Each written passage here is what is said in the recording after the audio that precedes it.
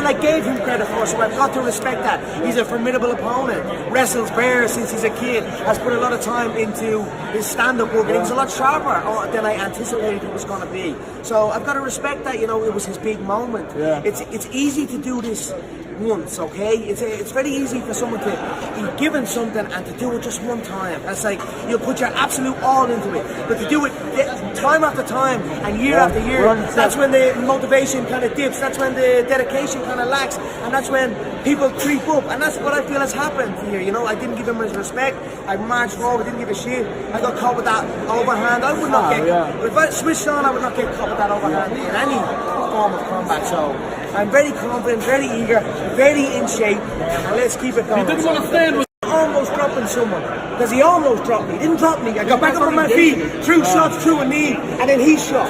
Imagine almost dropping someone with a picture-perfect shot, a picture-perfect punch, and then shooting for the legs. That's a pussy shit, and then you shoot for the legs, stand up. And when you beat a man convincingly, it's not really necessary to go back for a rematch, but when there's dispute, or when or if there's dispute, then there must be a rematch. There's been dispute in my last one. I slapped his brother and his cousin around on top of the cage. He tried to jump into the road. This is not over, so there's dispute. There's got to be a rematch. That's what I want. Man, he's got a great following. He's got crazy insight, great guests. Maybe at some stage in the game, who knows? I'd like him to call a fight how he sees it, correct?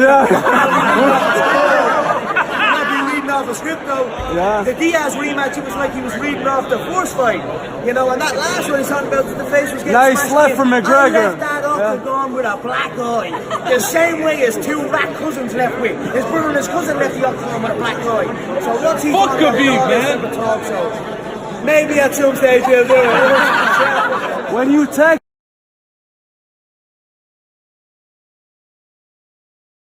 My foot was a balloon. My foot was a balloon. You want to see it?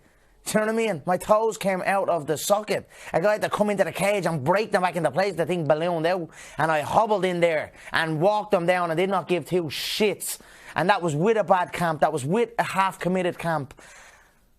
One of the things was I hadn't watched the fight back yet, and when I heard that, I was like, I've watched the fight back 888 times before I even got back to the house from the T-Mobile Arena to the house. I watched the fight about 800 times, and to hear that he hasn't watched the fight back, I was a little bit taken back. And then I've got to ask, I need a why has to coach me. I just felt a little bit. Hang on a minute, you know what I mean?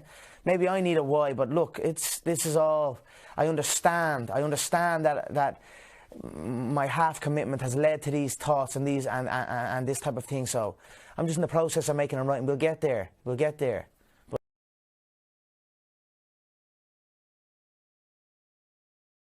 He's got to win 10 fights and all this stuff. Yeah. What is your reaction to that? Fear. You know, doesn't want it. So it is what it is. From that, I'm focusing on the skills. It's a very skillful bout. He poses a specific style set, and I pose a specific style set, and it's an interesting clash with two fully focused fighters, and that's what will happen in the next bout, and I look forward to it and settling it. But